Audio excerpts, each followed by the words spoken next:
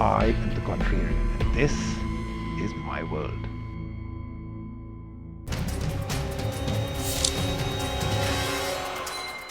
Hi, this is Punacha Machaya, and I'm on The Contrarian to talk to Rajiv about my perspective on how startups need to have a blue ocean strategy to create ideas which are new world and driven by passion, hunger, and drive, a PhD.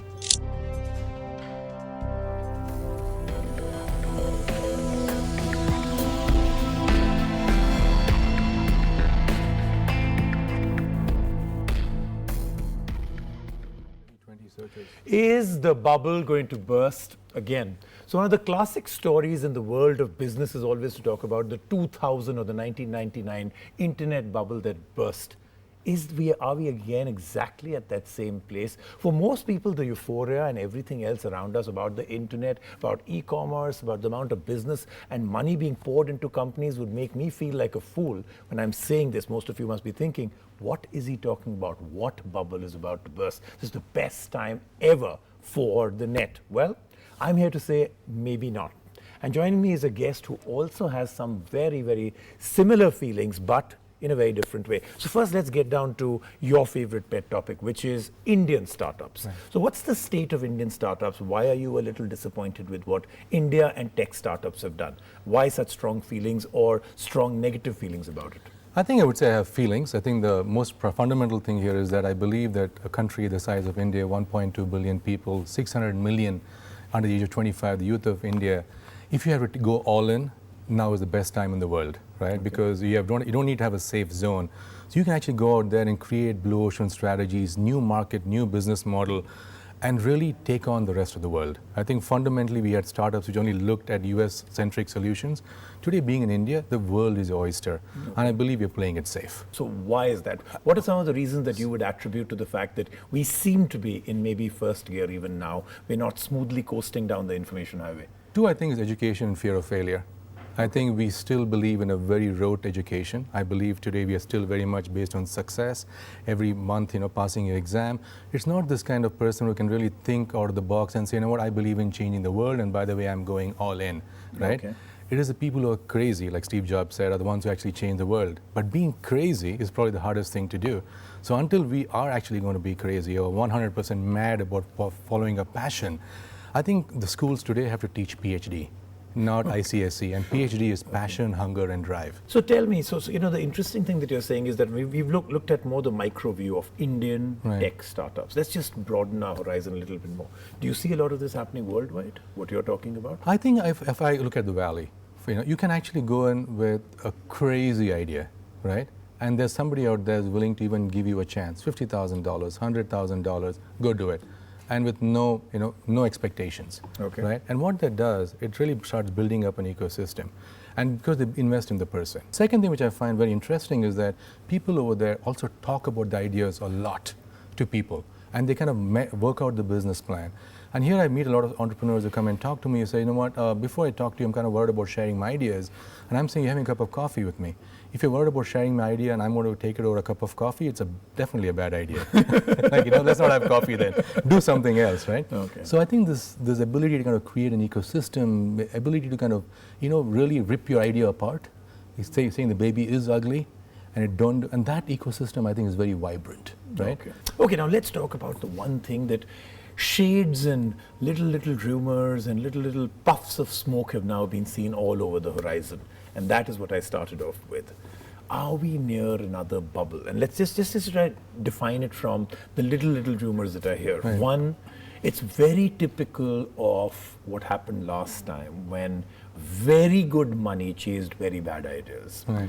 Number two, a lot of conventional wisdom industries started getting into the kind of business that is online and it's e-commerce and things which they have very less knowledge about. And the third is that the acquisition business has gone completely haywire. Do all these kind of give you the same feeling because some valuations are really silly now?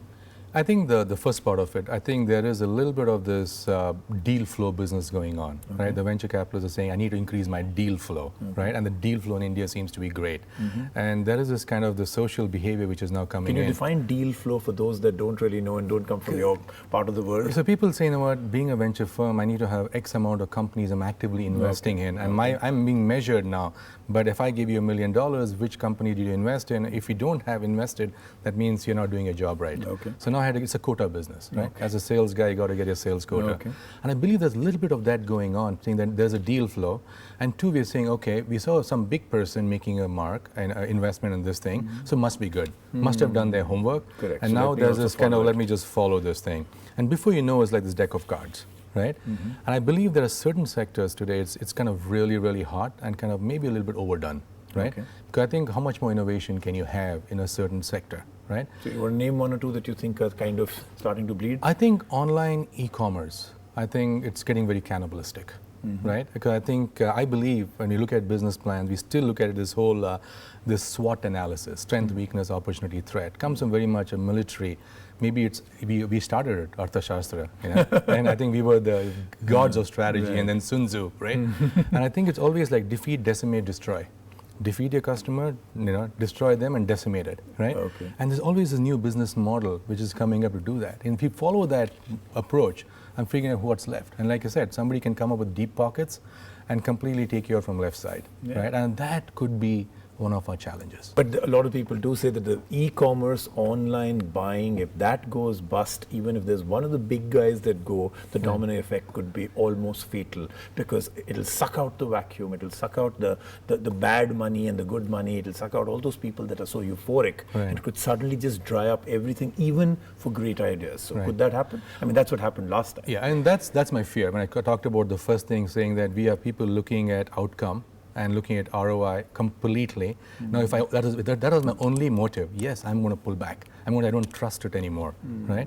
So that's why we need a bit of diversity. Even in our investors, we need diversity. People looking at portfolio, and yeah, there is the fear of that happening. Let's close this with two things. The first is, if there is a bubble burst, would it be predominantly the e-commerce area, or does it even hit those people that are there only for, I get so many hits and therefore that is my business model? I think the online eyeballs, customer acquisition, valuation based on just pure traction, and not actually retention, engagement, I think those businesses will take a hit. Anything online, which is purely based on, number of eyeballs, just not looking at, I would say, the value of the business, right? Those will take a hit. And it could be media. It could be internet-based businesses. It could be basically the next online, I would say, movie portal or whatever, right? Which is completely based on just aggregating customers, right? Those will take a hit. Okay, those good.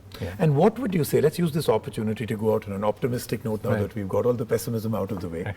If there must be thousands of very young people with great ideas watching you right now, with the fact that they are thrown these statistics, 3 out of 4 companies that start off online fail, the same numbers for VC funding or angel investors who actually put in money, 3 out of 4 don't make any money for them, one of them might just kind of make it back, and then there'll be that one miracle one that will make it all good for all of it. For them it's a great business, but for the guys who are failing 3 out of 4, may not be a great time. So when you're talking about this is the best time to go all in, can you give them 1 or 2 tips right now, saying, think about it this way, this is what you should be looking at, not an idea. I mean, I'm sure that's what they need to come up with. Anything that they need to really get into their mind to make sure that this could be something that gets in that last surge to just fence sitters, basically. Can you push them? So I think if you forget about online for a second and they start looking at what are allied industries, consumer goods, right? You look at the health and wellness, you look at travel, you look at agriculture.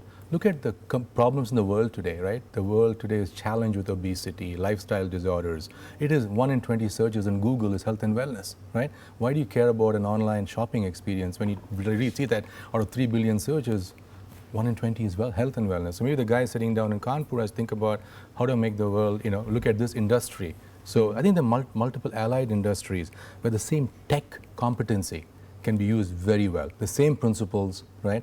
The same business model, but put it on different verticals. Okay, so you're saying use the power of being online or the net, but think a little different from just selling a person a phone. Exactly. Just instead of retail, move into different sectors. Okay, right? so I'm going to ask you the final question before we go away and say goodbye to you. So will the bubble burst? I think there will be a burst.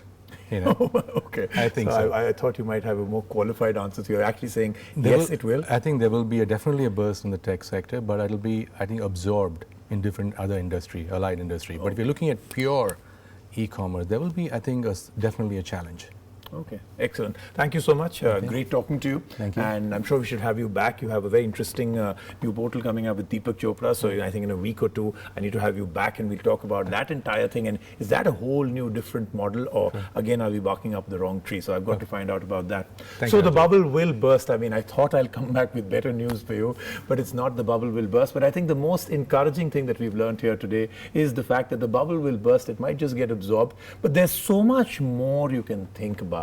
That is not just about selling a product at a subsidized price. That seems to be all the internet business everybody seems to be doing right now and funding right now. So we'll see you next week right here on The Contrary.